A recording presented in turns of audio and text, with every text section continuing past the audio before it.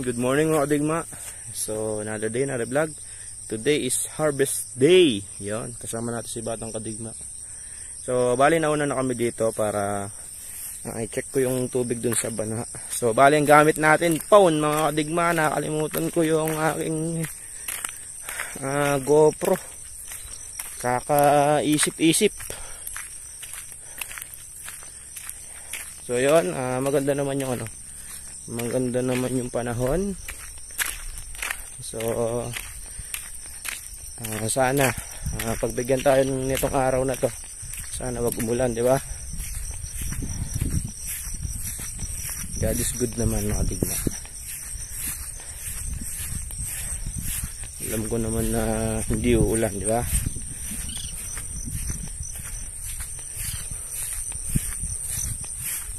So bali ayan yung ano, yung pa-harvest. So wala naman ng tubig. Yan, alang tubig dyan, yung doon lang i-check natin. Yung dun sa pinatuyan ko na Robin. So ayan, maligma, inandar natin. So worth it naman yung pagpapatuyo natin. Wala ng tubig, oh. So bali ito lang yung ano, yung dapang-dapa talaga. Ano naman, taon-taon, ito yung talaga yung dumadapa. Pero kukunti lang yan. Yung gabi doon hindi naman na flat. Ano lang, ito lang yung talaga yung mga flat. Saka ito. Kahit yun doon, di naman gaano. So, ayun, okay naman. Ay!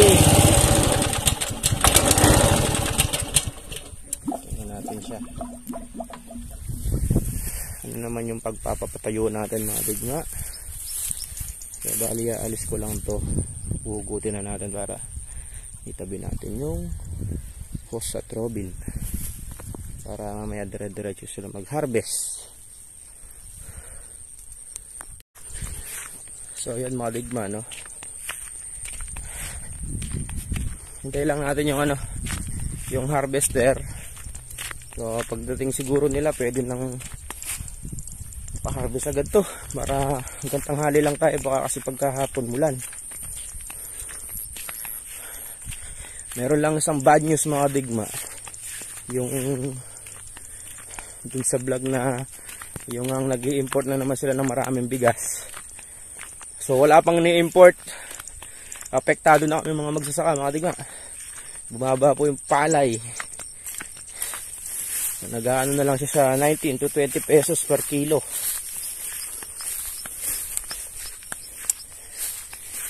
Yun lang ang hirap. Diba wala pa silang ni-import pero yung mga magsasaka apektado na agad. Hindi fair.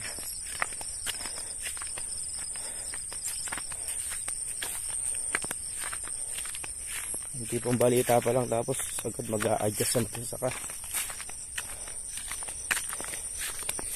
Ganda na ito mga kadigma. Tayo.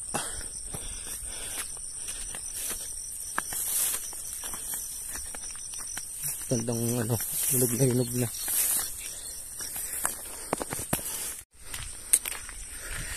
Balik tayo dito. Batang Kadigma, oh. Loko mo na, Jay. Kasama pa, Bap. Ayan mga kadigma. Yung bata na yan, parang nakikita ko yung sarili ko dyan. Masipag, walang reklamo sa trabaho. Masarap siya sinasama sa bukid. So bali dito na lang din kami magkukubo mga digma sa lilim. Diyan. So yan mga digma, dyan na sila. Dalawa.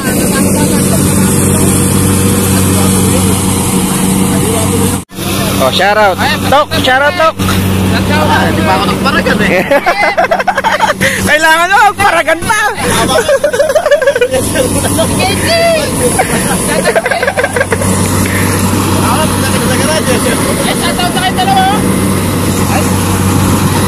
Ayan mga digma. Kakain muna sila, inaano lang. Tawag doon, ire-ready lang para makababa din yung isang harvester. Dalawa kasi.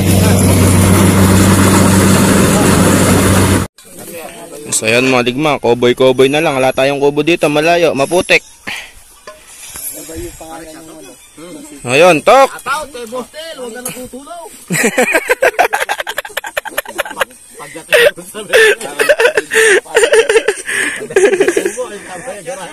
So ulam natin mga digma, kaldereta. Ayun o. Kaldereta! Si ano, si yung bata, may ano dyan ah, may ketchup. At saka ano mga digma. Doon.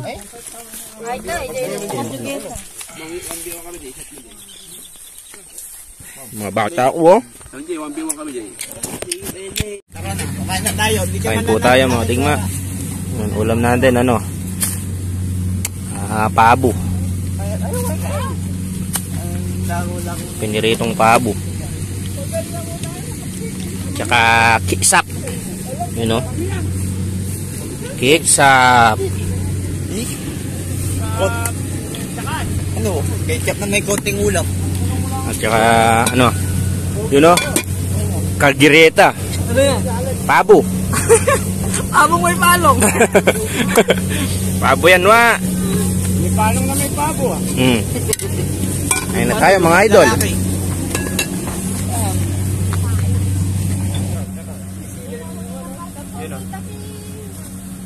Ano sumilay? Ya? Sumilay yan. Ayun o. Okay. Wala niyang ano.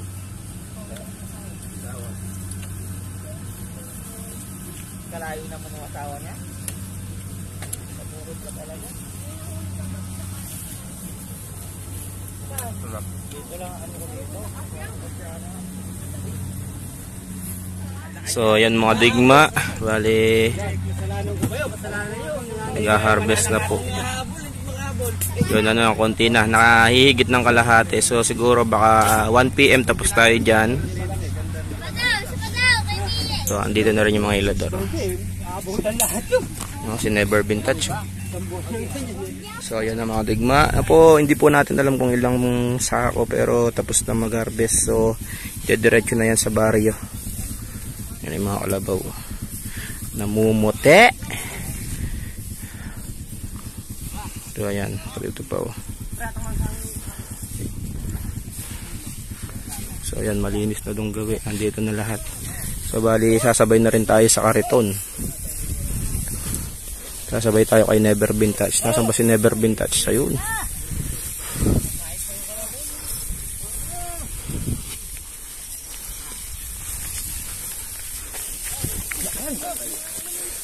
Nakaila kaya Brad? Kaya 150? Na.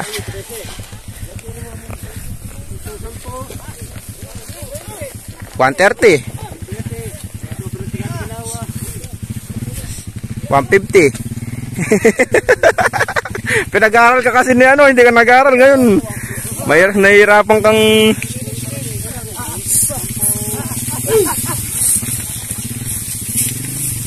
yan, pinasakay na rin natin yung ano. Kailangan din sa inyo, baka...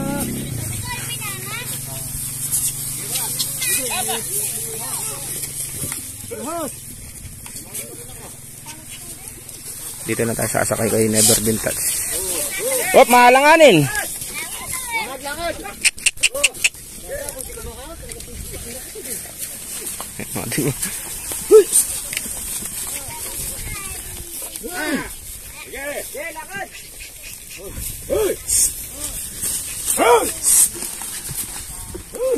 Yun. Dito tayo sasakay kay Never Vintage. Para may backup si Never Vintage. Brad, sasakay ako, Brad!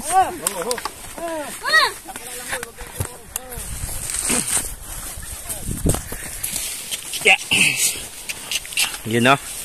Sakay tayo kay Logitech. Ang pinaka-sexing kalabaw ng Santa Isabel.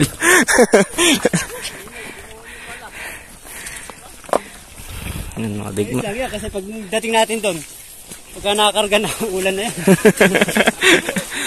Mapapasma tayo pag hindi kagad tayo humila. Yung init na, pero siya. Oo, yung init na yan.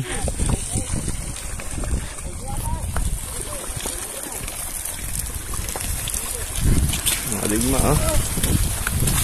Hey! Yan daw.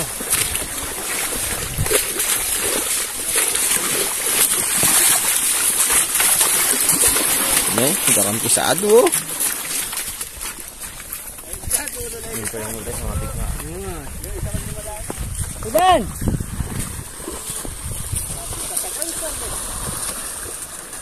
Na! Mga digma, gaano kahirap yung daan, no? So, bali, estimated, 150 kaban, mga digma. Yung ating nani. Yung ano, estimated.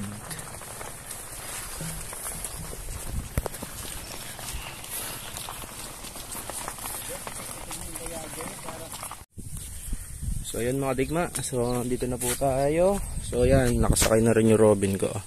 So bali ang estimated po na ani is 150. So kumpara nung last year na tag-ulan, naka 120. Medyo sumulong tayo ng 30 kaban ngayon. Kaso hindi na ako yung aning tag-araw. So tapos yung presyo mababa. Mababa pa mga digma. Gawa nga nung ano 19 to 20 pesos lang yung ano, pero wala pa akong ano, wala pang presyo yung ano, hindi ko pa na-deal. So dito tatapusin ko na yung vlog. So see you sa next vlog na lang mga digma. I-update ko na lang kung magkano nakuha yung ano, yung palay natin. So till next vlog and ciao, merci.